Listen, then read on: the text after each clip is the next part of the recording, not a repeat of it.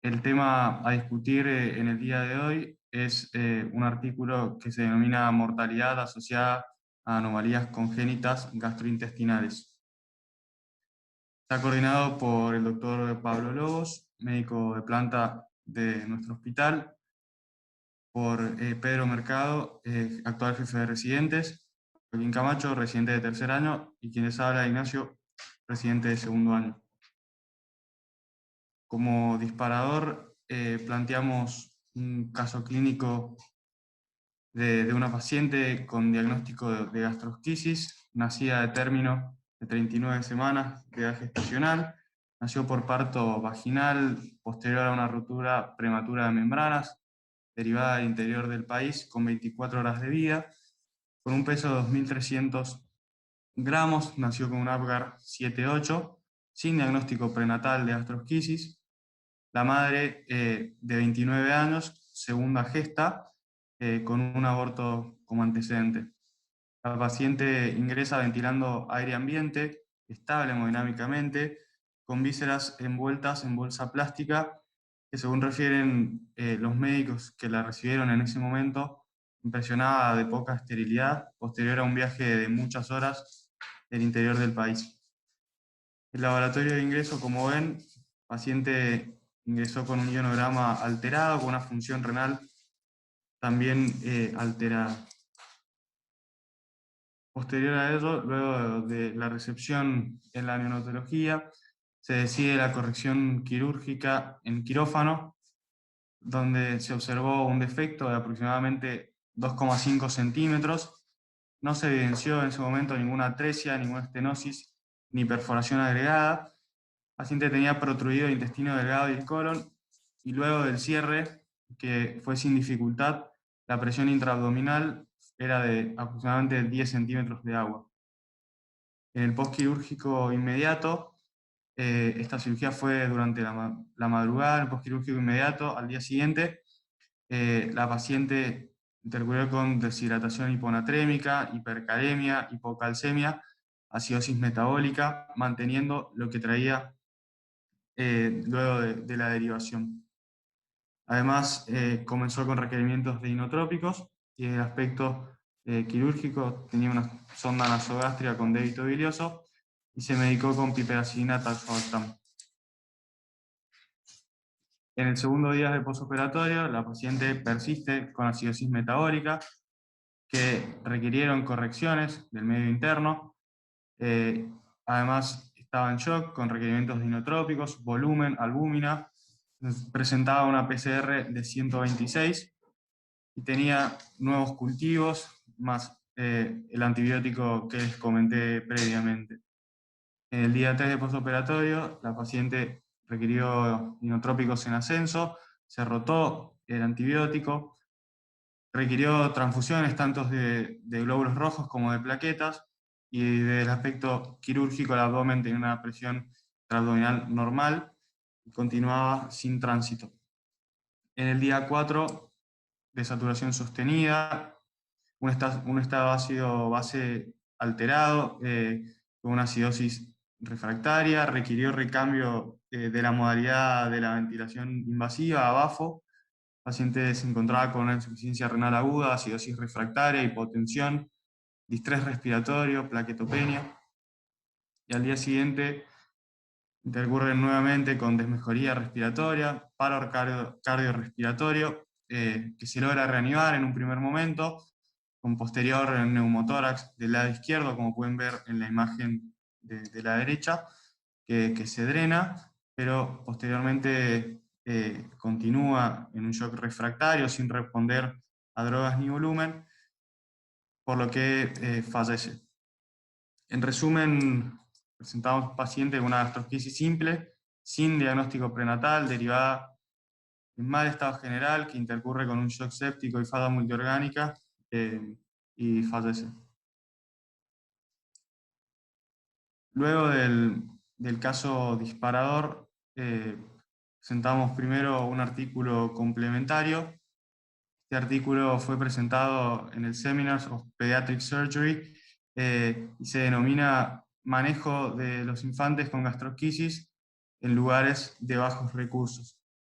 Este artículo es escrito por Naomi Wright, una cirujana del King Global Health del College de Londres. Y el artículo se introduce y muestra como objetivo mostrar el desafío que conlleva el manejo de estos pacientes en un medio de bajos recursos, siendo tan asombrosa, digamos, la disparidad en el resultado del manejo de estos pacientes.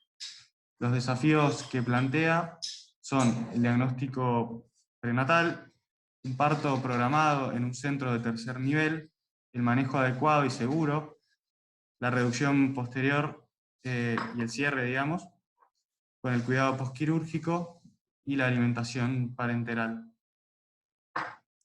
Primero hace un diagnóstico de situación y si vamos punto por punto en cuanto al diagnóstico prenatal y el manejo prehospitalario, evidencian una escasa ecografía prenatal.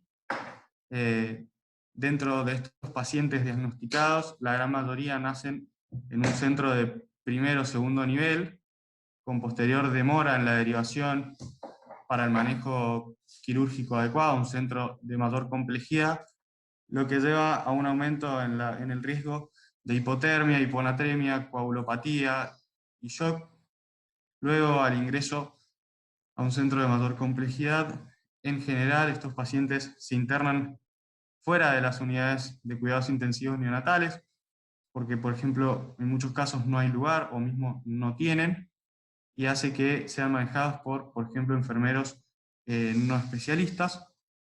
Todo esto lleva a que haya una falta de prioridad en estas patologías, lo que conlleva una escasa disponibilidad quirúrgica, y además, en general, las madres se las separa para el manejo, lo que dificulta el posterior buen resultado. En cuanto a la reducción y al cierre, hablamos tanto del cierre primario versus un silo preformado. Esto es una controversia en la actualidad, debido a que hay muchas aristas a tener en cuenta, por ejemplo, el lugar de soporte posterior, el ASA, que en general en estos pacientes y en estos lugares es alto, con un riesgo anestésico elevado, con especialistas que no están acostumbrados a manejar estos pacientes en quirófano, y además hay mayor riesgo de nacidos pretérminos, los que conlleva a un resultado más pobre. Posteriormente, discute acerca del acceso vascular y la nutrición parenteral, que en general en estos lugares hay baja capacidad técnica y de equipamiento de dispositivos a colocar. En los lugares donde se coloca, en general, el control de infecciones no es el correcto, entonces hay mayor riesgo de sepsis. También hay poco entrenamiento y hay baja disponibilidad de nutrición parenteral. Posteriormente, el artículo propone ciertas estrategias para mejorar esa brecha que existe entre los lugares de alto y bajos recursos. En cuanto al diagnóstico prenatal y el manejo prehospitalario, lo que recomienda como obligación es una ecografía prenatal reglada, lo que nos llevaría a diagnosticar estas patologías y poder programar un nacimiento en un lugar adecuado, una educación en anomalías congénitas para que el personal que va a estar a cargo conozca cuáles son los pasos a seguir, y por supuesto un protocolo de manejo prehospitalario. En cuanto a la resucitación, sería ideal estandarizar los cuidados, que haya equipos multidisciplinarios para el manejo, si se puede, un acceso vascular seguro y el manejo en una unidad de cuidados intensivos neonatal. En cuanto a la reducción y al cierre, lo que recomienda es la utilización de silos, para que estos disminuyan la mortalidad. En general, conllevan a un menor síndrome compartimental posterior. saca de la urgencia al paciente, es de fácil colocación y además tiene un menor costo. Y en cuanto a la nutrición parenteral y al acceso vascular, esta misma debe estar indicada ya que mejora la sobrevida. Termina concluyendo que la gastrosquisis debiera considerarse una anomalía de referencia para evaluar la capacidad de respuesta en el cuidado neonatal.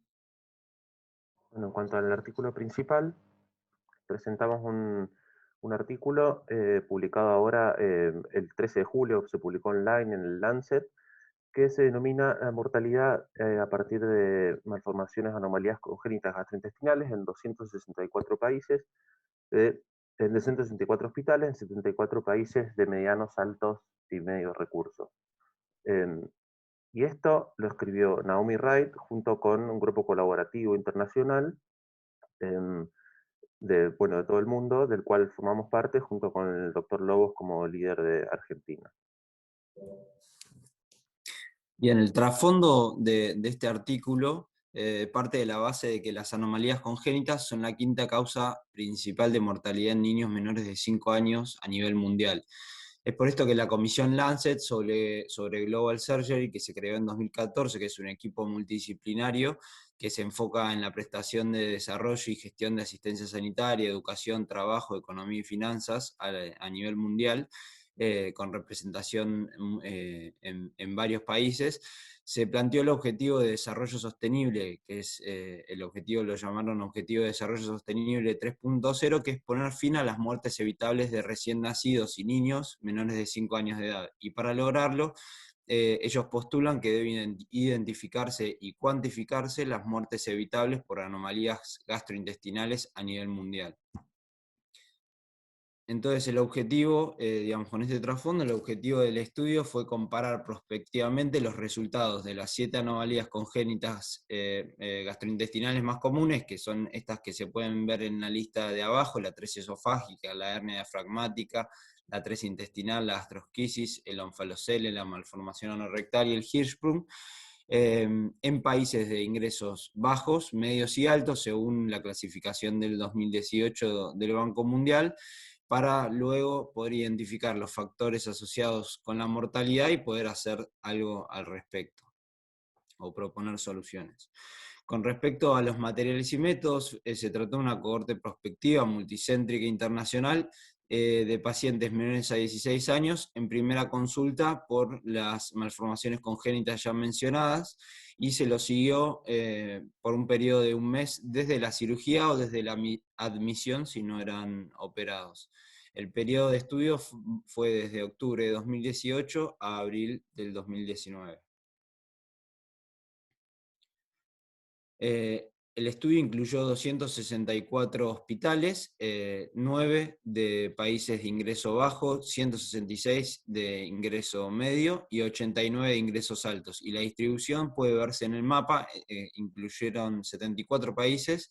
La distribución de los hospitales, de la cantidad de hospitales reportados por país, se puede ver en el mapa de más arriba, siendo los de color más oscuro los que tenían mayor cantidad de hospitales reportados. Con respecto a los participantes, tuvieron un total de 3.849 participantes con 3.975 patologías. La distribución es la que pueden ver en el diagrama de abajo.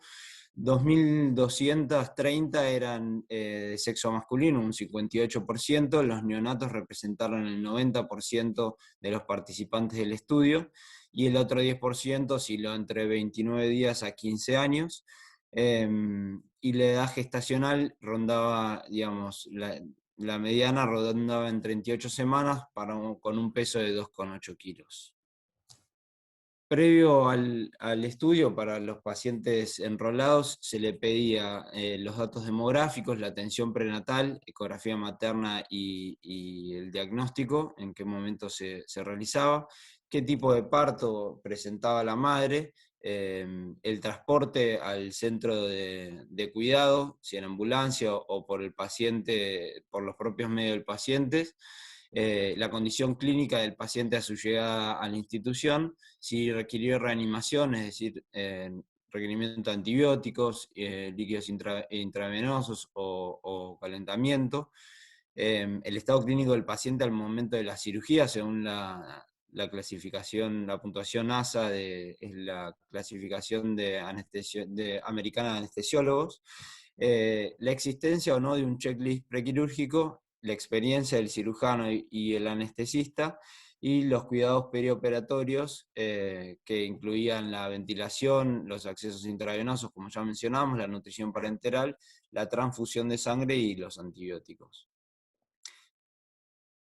Algunos resultados interesantes que destaca el artículo es que se hallaron proporciones similares de pacientes con atresia esofágica, intestinal, onfalocel y Hirschsprung en los 3 grupos, que en los países de bajos ingresos existió una mayor prevalencia de malformaciones anorrectales, pero a su vez menor de hernia diafragmática congénita y gastrosquisis comparado a los países de altos ingresos.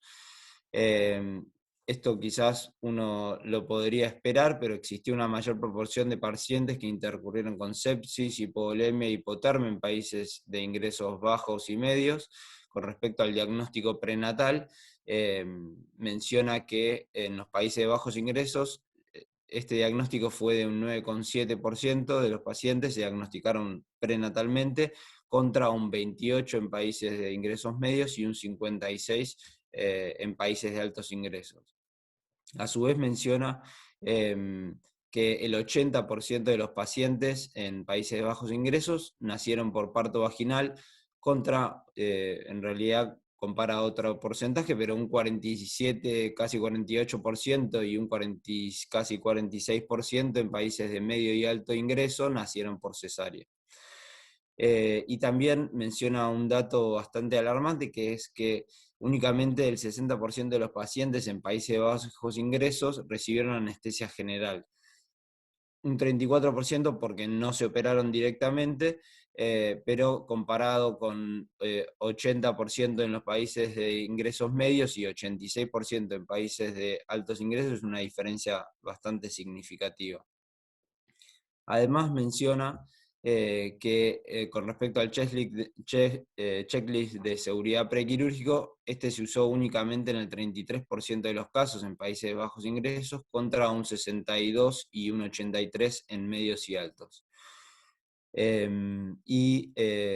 Como último dato, y quizás frutilla del postre, es que en los países de bajos ingresos un 8,6% de los pacientes recibieron asistencia respiratoria mecánica, un 3,2% nutrición parenteral y un 6,5% tuvieron el acceso a ponerse un acceso venoso central, y esto también fue de diferencia significativa con los países de mediano y alto ingreso. Con respecto a la mortalidad, se evidenciaron diferencias significativas en los 3 grupos. Existió un 39,8% de mortalidad, 37 de 93 pacientes en países de bajo ingreso, un 20,4% que representa 583 pacientes sobre 2.860 en países de medio ingreso, y un 5,6% en los países de alto ingreso. Y si querés pasar a la que sigue, con respecto a la gastrosquisis, se evidenció también con una diferencia significativa que esta presentó mayor diferencia en mortalidad comparando los países de alto, medio y bajo ingreso, más que las otras patologías congénitas. Menciona que 9 de cada 10 pacientes en países de bajo ingreso, hay una mortalidad del 90%, en países de ingreso medio 97 de 300, que es un 31,9%, y en países de alto ingreso da una mortalidad de 1,4%. Con el análisis que se realizó se buscaron factores asociados con el aumento de la mortalidad, y se encontró que la sepsis al diagnóstico era generaba un aumento de la mortalidad, el mayor puntaje en la clasificación ASA prequirúrgica, la falta de uso de un checklist prequirúrgico y la no disponibilidad de asistencia respiratoria mecánica o nutrición parenteral. Mientras que el uso de nutrición parenteral, el catéter venoso central de inserción periférica o PIC y los catéteres venosos centrales se asociaron a menor mortalidad.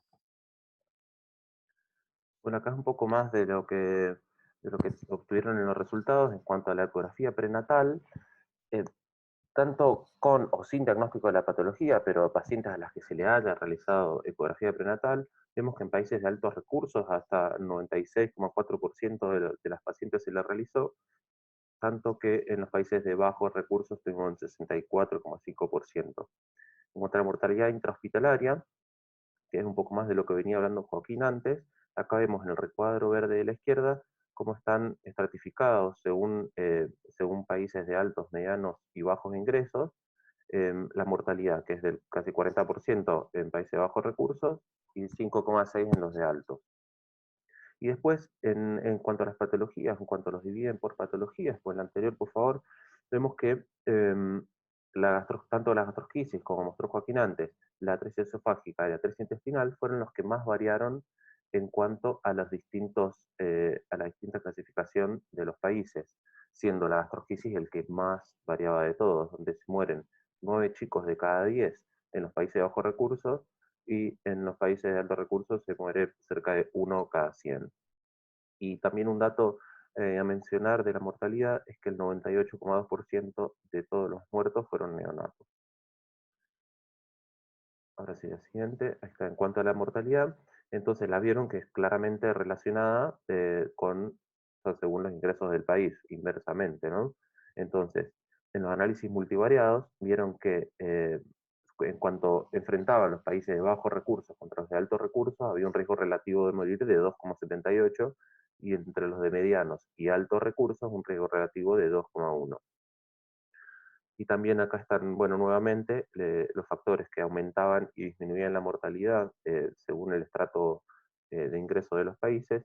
Y las principales causas de muerte fueron, bueno, la sepsis, un 35,1%, y la falla respiratoria, un 28%.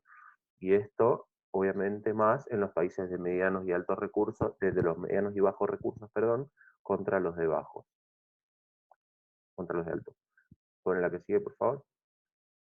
Entonces, en cuanto abren la discusión en este artículo, resaltan la diferencia que hay entre la mortalidad y entre el manejo de los pacientes en los países de bajos, medianos y altos recursos. Entonces, las chances de morir por anomalías congénitas en países de bajos recursos son de 2 en 5, en los de medianos son de 1 en 5, y en los de altos es de 1 en 20 chances.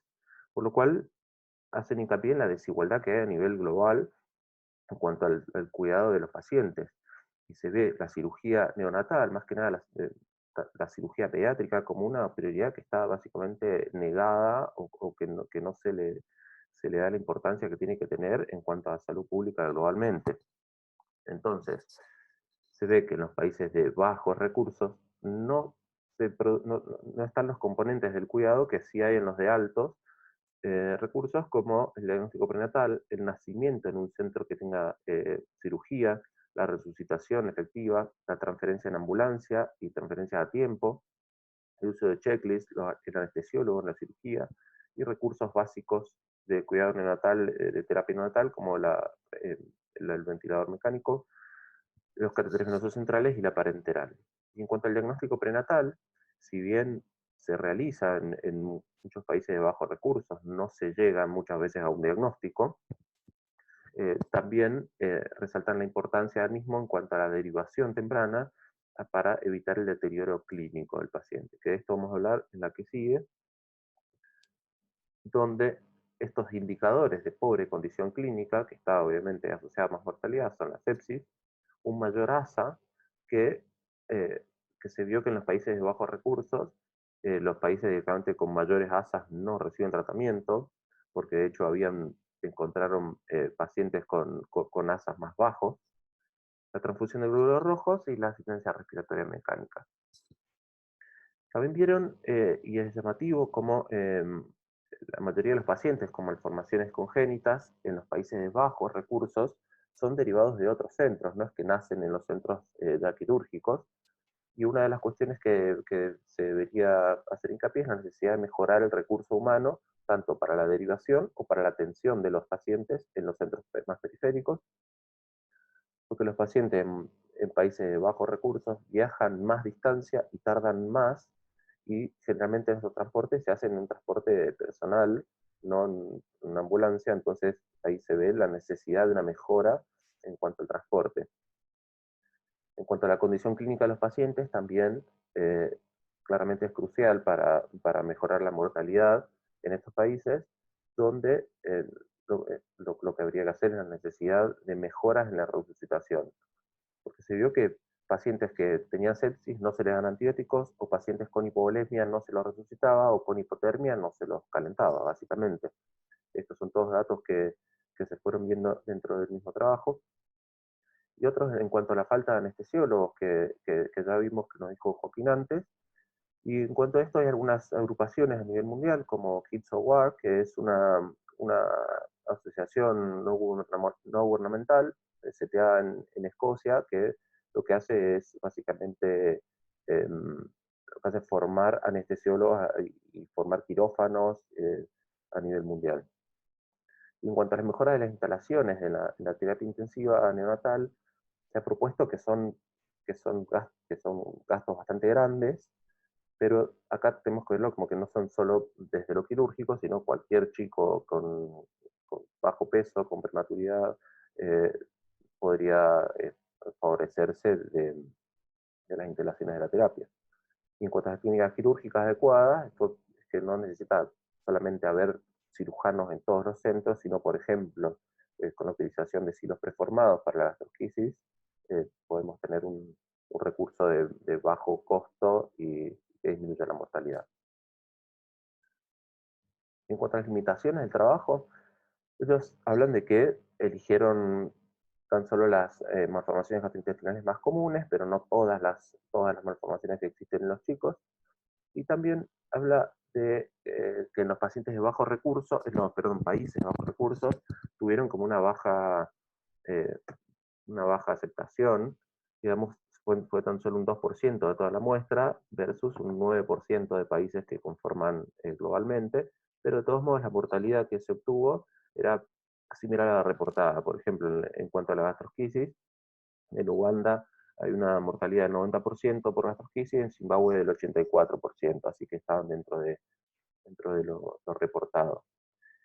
Y lo que sí hablan también es que la mortalidad en los países de bajos recursos creen que está subestimada por una cuestión de que los pacientes no llegan al hospital directamente, como por ejemplo la baja prevalencia de hernias traumáticas congénitas que encontraron en países de bajos recursos, y también la disminución de diagnóstico o los pocos casos severos o de anomalías múltiples, que esto lo adjudican a fallas en el diagnóstico, más que nada por falta de expertise, porque ecografías prenatales no es que no se realizaron. Y también otra de las causas de baja mortalidad es la pérdida de las muertes después del alta, o en cuanto al seguimiento a los 30 días, en países de bajos recursos se perdieron hasta el 37% de los pacientes, y en países de altos recursos hasta un 7,5%. Las causas de muerte fueron un poco claras, por una cuestión de que es algo por ahí hasta subjetivo, pero de todos modos se vio que la sepsis era la más frecuente. Las fallas en los diagnósticos, acá es llamativo como la enfermedad de Hirschsprung en países de bajos recursos generalmente estaba diagnosticada pero sin biopsias, entonces acá hay pacientes que no sabemos si tenían el diagnóstico o no, o se perdieron pacientes que sí tenían el diagnóstico. También la terminación de embarazos en países de altos recursos, en cuanto a las malformaciones graves y múltiples, pero de todos modos el trabajo mostró que habían más de estas. En cuanto al seguimiento de 30 días, por una cuestión arbitraria que pusieron de la mortalidad neonatal. La que sigue, por favor.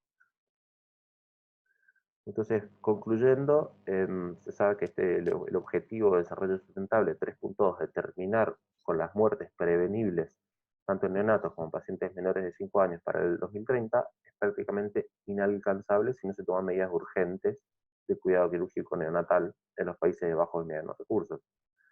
Se han identificado factores asociados a la mortalidad que son superables con mejoras en el diagnóstico prenatal y en los centros quirúrgicos. Se requiere obviamente la colaboración en cuanto a equipos de obstetricia, cirugía, neonatología, anestesiología y enfermería a nivel global, y las mejoras en el acceso a los cuidados quirúrgicos neonatales de calidad en países de bajos y medianos recursos tienen la posibilidad de reducir la mortalidad neonatal a nivel global.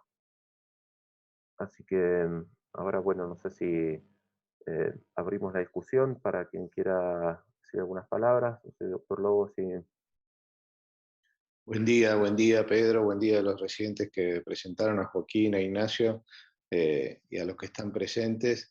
Si les parece, me parece que, por un lado, respetando la filosofía del Ateneo Bibliográfico, yo dividiría la discusión en dos partes. Una es la discusión en relación al estudio o al artículo en sí, desde el punto de vista del análisis bibliográfico, y otra es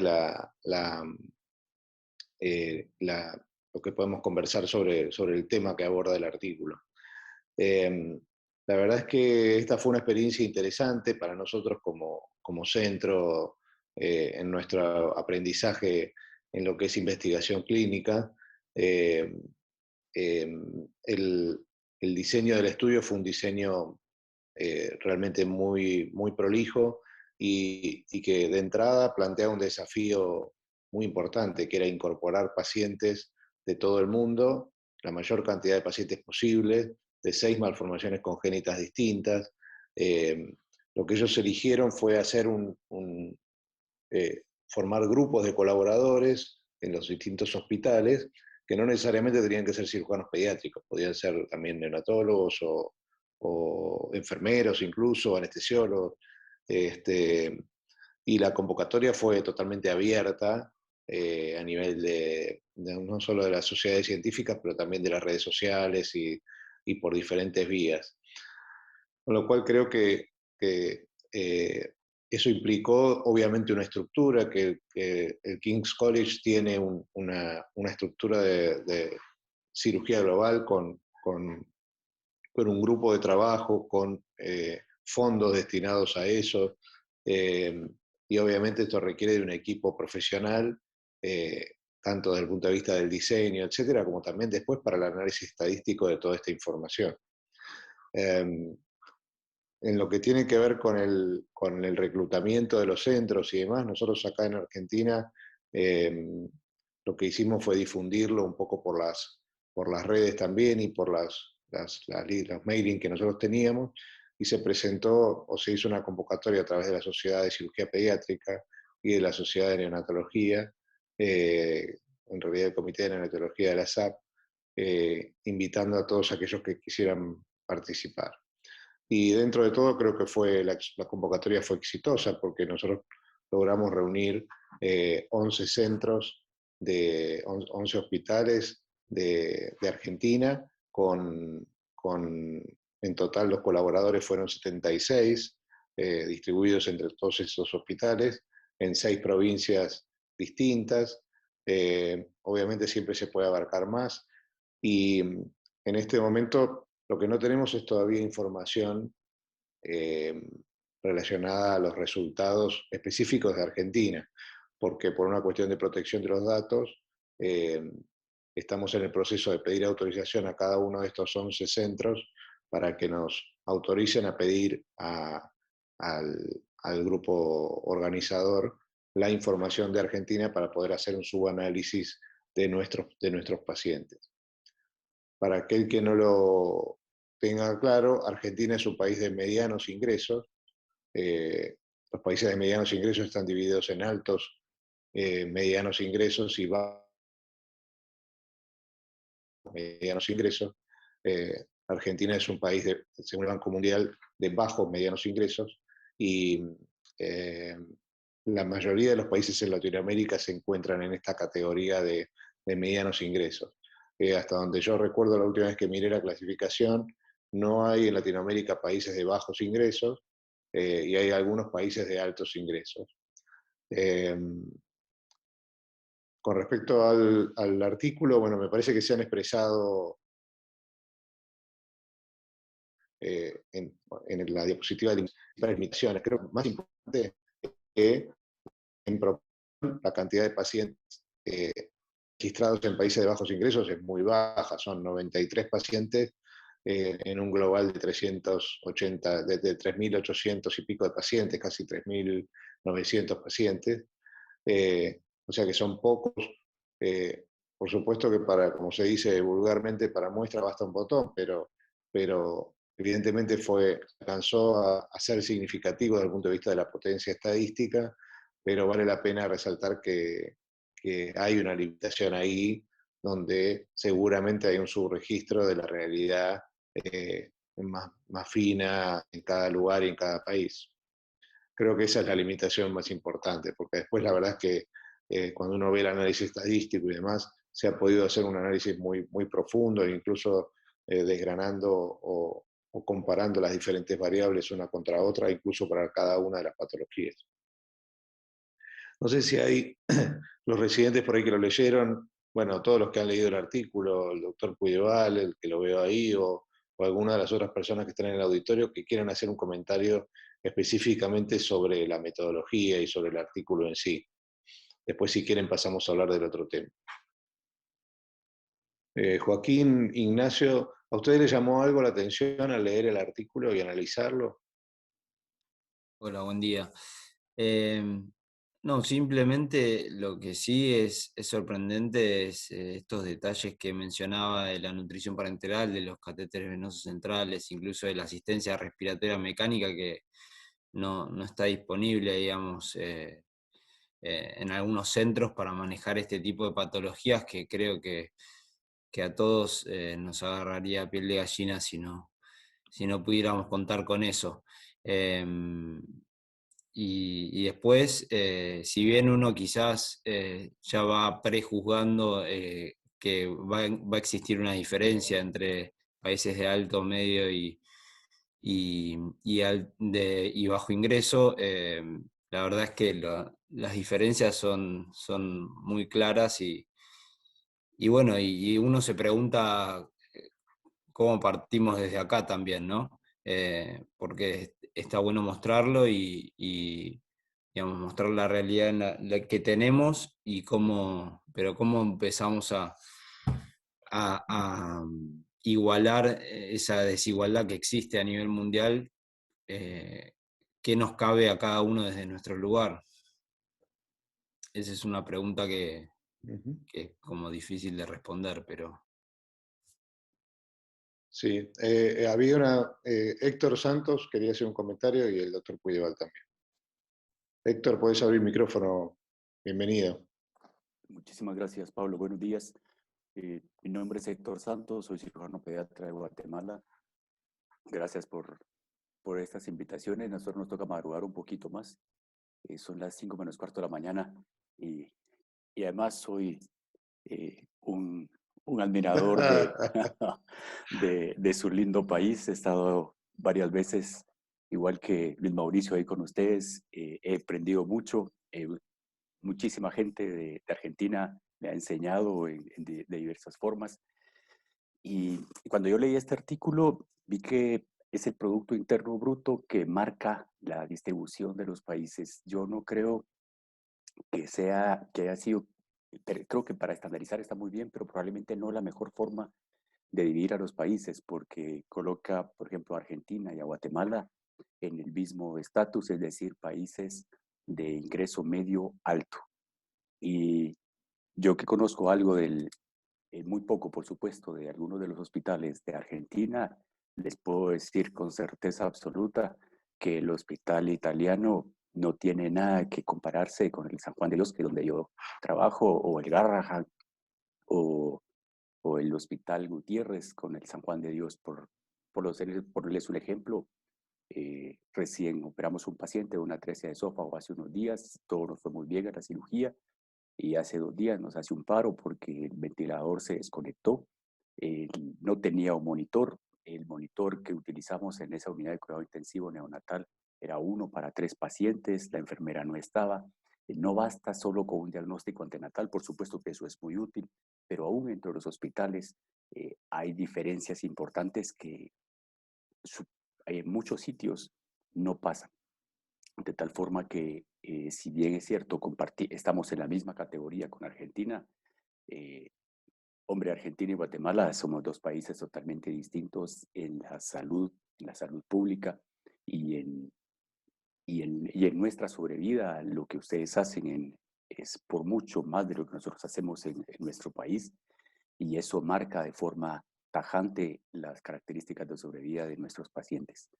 A mí sí me parece que las posibilidades de llegar a las metas para el 2030 son nulas, porque no basta con diagnóstico antenatal, es toda una infraestructura de salud la que tiene que o tendría que modificarse para lograr una mejoría en la sobrevida de estos pacientes. Para trasladar un paciente de provincia hacia la capital con una anomalía congénita, a veces no se puede hacer. Nuestros hospitales están frecuentemente saturados y no se pueden trasladar, de tal forma que estos pacientes que nacen en provincia pueden no poder alcanzar las opciones de una cirugía en un centro de tercer nivel, porque simplemente no hay espacio en las unidades de cuidado intensivo. Así que seguro estas metas no se van a alcanzar, pero eso no nos exime de la responsabilidad de seguir luchando y de seguir buscando desde adentro de nuestros países para lograr disminuir la morbimortalidad de nuestros pacientes neonatos, que deberían definitivamente caer. Esa es responsabilidad nuestra. Gracias. Excelente, Héctor. Gracias por compartirlo, porque también es importante, creo que, conocer nuestra realidad local en cada país y también en Latinoamérica, porque no es necesario que vayamos a mirar a África, ¿no?, para encontrar las dificultades más importantes. Doctor Puydeval, ¿quiere abrir el micrófono? El trabajo es interesante y el esfuerzo es grande. Ahora, un poco, cuando lo leí, anoche tarde lo leí de nuevo, me quedó pensando cómo yo definiría esto y qué es útil esto para futuro, para la gente joven y para todo. Yo empecé a hacer medicina y cirugía pediátrica cuando me recibí de médico en la década del 50. Son casi 60 y pico de años. Y en esa época, de todo lo que estamos hablando y que se progresó, en los lugares que uno trabaja, dispar en la misma ciudad, dispar en el mismo estado o provincia y dispar en todo el país, porque hay gente de muy bajos recursos y medicina de bajos recursos hoy en día en Buenos Aires, como lugares de muy altos recursos hoy en día en Buenos Aires. Salvado esto, creo que ¿qué fue lo que motorizó que se progresara tanto? De la época que no había prenatal, de que no había parenteral, de que no había respiradores. Yo funcioné así un tiempo largo. A hoy en día que tenés todo eso en la mano, en ciertos lugares, con un poder económico importante y que se invierte para eso. El médico o el equipo médico y todas estas cosas crecen a pulmón. Uno lee lo que pasó en Boston y trata de aplicarlo acá. Es el médico que hace esto.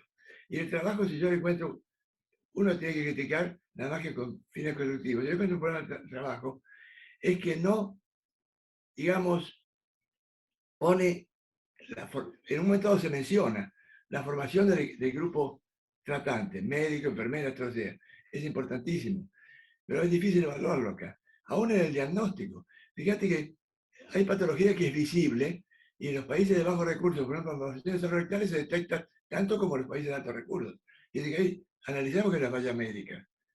Y en patología que no se ve, que depende de muchas cosas, como hernia fleumática no se menciona, o Hirschsprung baja mismo nivel que los demás, porque en la parte de altos recursos tampoco es el diagnóstico de Hirschsprung adecuado en los primeros 30 días de vida. Y de todas esas cosas, el trabajo podría servir para tomar y hacer hincapié en eso, que es algo que todavía falta, porque el checklist es parte del médico responsable de eso, que todavía falta. El médico crece, pero tiene que aportar más en la formación de eso. Y creo que en estos 60 años, el mayor adelanto es que en los lugares que estamos hablando, de altos recursos o de medios recursos, hay cirujanos pediatras. Yo estoy seguro que de bajos recursos, muchos de estos pacientes que se mencionan no tuvieron expertise de un tipo formado en cirugía pediátrica. Y es otra de las materias pendientes. Yo creo que el trabajo es interesante porque te abre los ojos a los problemas que tenemos, que los conocemos, porque contaba Santos con lo que les pasa con un respirador, lo tiene todo el mundo hoy en día todavía. Pues tenés un número limitado de respiradores, porque tenés un límite limitado. El problema es grande. No hablemos, y si ustedes quieren extrapolarlo y no quieren hacer política, vean lo que pasó acá con la vacuna. Es la misma historia. No está en manos de la gente capaz el manejo de la medicina. Bueno, De acuerdo, de acuerdo. Yo creo que está bueno lo que usted trae con respecto a la capacitación o la formación de los médicos, que no está analizada en profundidad acá, pero sin duda hay una brecha también ahí, ¿no? Luis Mauricio Figueroa de Colombia también había levantado la mano. Luis, ¿cómo estás? Buen día. Buen día para Gracias, todos. para vos es temprano ahí también. Sí, No es, 6 de no la es de mañana. día, no es de día como se ve en la foto Muchas del fondo. gracias. En realidad es un artículo que nos pone a reflexionar. Yo creo que más allá de qué muestra, nos compromete en muchas cosas, porque nosotros también estamos en ese grupo de intermedios ingresos, y en realidad las diferencias en una misma ciudad como acá en Cali es total. Nosotros estamos en el hospital público y es muy diferente a una clínica privada, obviamente. Pero todos hemos vivido ese caso como el que ustedes mostraron, fatal, del paciente mal diagnosticado prenatalmente, maltratado en el transporte por escasos recursos. Hemos tenido pacientes que tienen que venir en lancha 3 horas, en una canoa por el río de madrugada con una gastrosquisis con resultados fatales, o un paciente cercano que nace sin diagnóstico de gastrosquisis y se perfora el duodeno en el transporte y el paciente fallece en menos de una semana. En esa parte, y el doctor Puideval lo dice muy bien, nosotros tenemos mucho por hacer, que es educar y educar y educar, y ahora estas herramientas de la virtualidad nos permiten conectarnos con un hospital lejano, y yo creo que esa es una parte que falta, y es abrirnos más a que podamos estar conectados con esos hospitales lejanos que tienen esos eventos accidentales, y poderlos ayudar a que ellos cumplan unas mínimas en el transporte, por ejemplo. Y pues hay que seguir en una labor incansable. Ustedes lo están haciendo perfecto con estas actividades abiertas. Nosotros también acá en Colombia estamos luchándole a esto para educar más a la gente en la parte de cirugía pediátrica, porque pues es obvio que falta mucho todavía, además de los recursos que siempre escasean.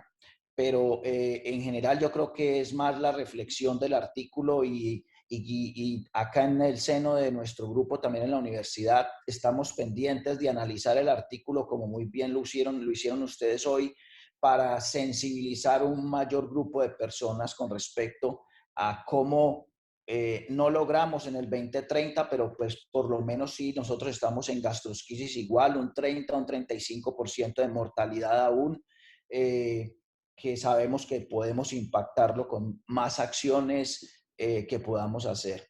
Buen día para todos, y seguiremos asistiendo madrugaditos acá cada que se pueda. Gracias. Gracias, Luis. A mí me parece que es probable que en nuestro medio la mortalidad, por ejemplo, en gastrosquisis se arrime a lo que vos estás contando, ¿no? De 30 y pico %, que sigue siendo una mortalidad inaceptable si uno compara con lo que es posible de los mejores centros. Por eso es interesante, los residentes seleccionaron el otro artículo complementario, enfocado específicamente en gastrosquisis en países de bajos recursos. Y creo que uno coincidiría que la gastrosquisis puntualmente es un buen marcador para guiar un poco las cosas que tenemos que mejorar, porque cuando tenemos, no sé, consideramos la hernia diafragmática congénita, es verdad que en algunos casos, incluso en los mejores centros, con la mayor tecnología, son pacientes muy difíciles de manejar.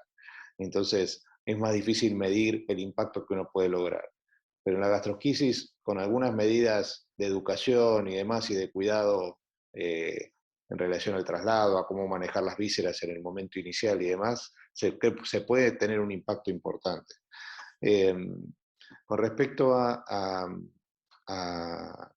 la brecha, digamos, y a lo que uno ve, yo creo que nos falta mucho por saber, y creo que el principal mérito de este estudio es que nos brinda información y estadísticas de diferentes lugares.